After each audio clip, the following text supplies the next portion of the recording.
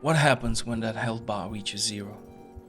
Ranging from the punishment of permanently disabling your character to amnesia rebirth, where you do not die, you cannot fail. Instead, the game suggests you're slipping further into madness, but you can try again, run faster through the dark, replay the last few minutes. Most games employ a precise moment where that last 1 HP is taken away. That moment, that exact moment of death, is a gameplay construct. It is used to create punishment and reward through failure states. A precise moment of death is a construct in real life also, a bureaucratic and social convenience. But before we get to that, let's talk about the undead for a moment. Those walking cadavers, living paradox, greedy for a prolonged presence on Earth. Our fascination with them reaches back as far as we're able to look.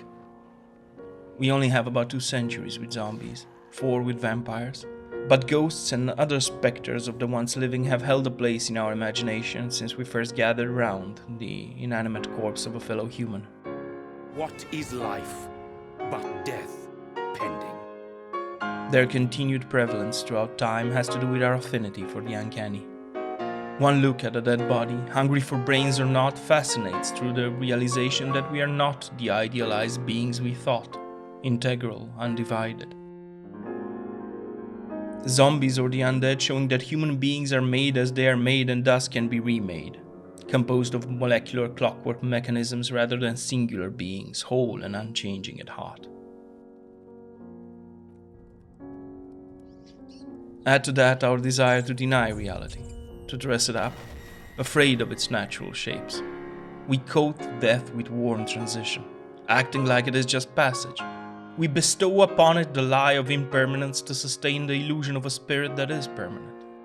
A precise moment of death. He was alive, now he isn't. What is the word life used to describe here?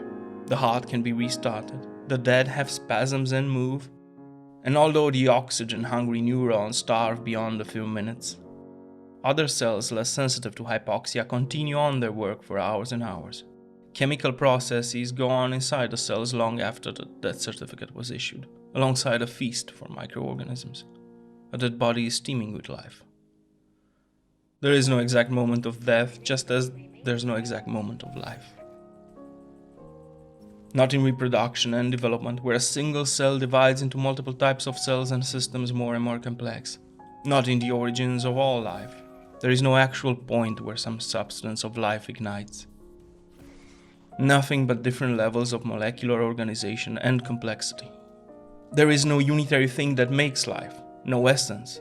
No thing that breaks life, no soul that departs. There's just many levels of scattered cooperation, incidental through the basic rules of molecular interactions, or evolved into more complex machinery. All there is, an order to things. We call that order entropy. There isn't a single point where life started flashing in the self-organization of organic molecules. We start naming it life once it reaches an arbitrary level of complexity. From the formation and self-organization of carbon rings and chains with other elements, to amphiphilic compounds naturally arranging themselves into membranes with macromolecules inside of them. Atoms binding together by way of electromagnetic forces that exist according to the physical laws that govern our universe. No spark to be found. No spark to be lost. Faced with the reality of death, the reality of our complex interacting molecular systems making mistakes, gathering garbage, or simply failing to continue expending energy to fight the increase of entropy, we are terrified, disillusioned. We isolate dire facts of being alive and heading for death by relegating them to remote departments of our mind, refusing them the light of reason. Nothing can be done about things whose existence we deny. We cling to metaphysical and institutional rails like morality, law, family, or religion, pretending tea time is important to not face the impending ruin. We distract our minds with a world of trifling, entertainment, vanity, our place in society, careers, or courtship. This is how we keep ourselves from scrutinizing the idea that there is anything special about life. William Brashear in The Desolation of Reality recognizes life's ostensible insignificance, but also the necessity of proceeding as if this were not so, willfully nourishing and sustaining the illusions of value and order, clinging to those illusions as a coping mechanism. He called it tragic humanism. But if you cannot see reality because of the lies you tell yourself, what hope is there to do anything? Albert Camus insisted we imagine Sisyphus happy, that life is meaningless and absurd, but we should find pleasure in the minutiae of meaningless absurdity. Let us end this coping through self-delusion. Life doesn't mean anything, it is not special. It is the complex evolution of a molecular self-arrangement through geochemical processes. Consciousness is but a term given to a loose collection of parameters, combined with self-projection, useful in efficiency optimization. Hiding reality from ourselves prevents us from understanding, studying, and changing the rules we are forced to follow. Let us instead imagine Sisyphus with limitless ambition. Yes, that Sisyphus, symbol for a task without completion, of mankind's folly in the face of God's. Yes, the Sisyphus punished for evading death. Imagine him with limitless ambition. Not happy, not rebellious in his acceptance. Miserable yet unyielding in his quest and drive to break the nature of his reality. If life is a rigged game, if the design of our universe is unfitting, finite, meaningless, let us change it instead of denying it. Rework the game, rewrite the laws that govern things, the mountain, the boulder, the gods that dished out the punishment. End distractions and self-delusion. Focus on the first thing that needs changing. Time.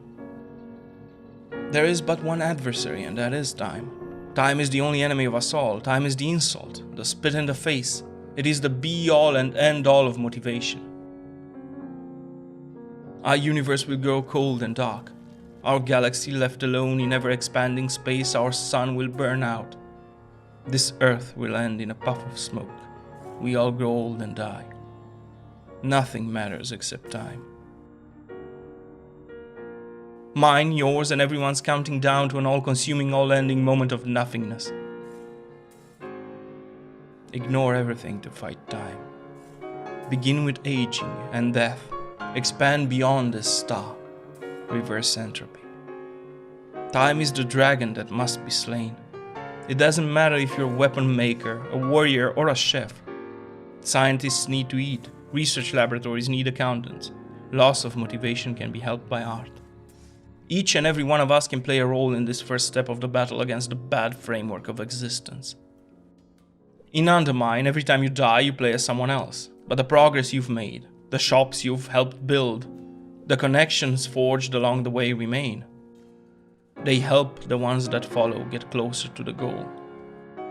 The more of us take up the fight against time, the sooner we will have that last group that falls to it. Imagine Sisyphus with limitless ambition. Our first step is correcting aging and death. Then move on from there. It will take extraordinary effort and collaboration, but changing the nature of our reality is the only way forward. To start doing that, we must accept it. Accept it for what it is and stop self-deception. Because the absolute triumph over the constant, bitter taste of hopelessness is the ultimate defiance of the natural state of things. That seductive smell of overtaking the laws and rules that make up the fabric of existence. Forever hungry while fed by Amathea, stealing fire from the gods.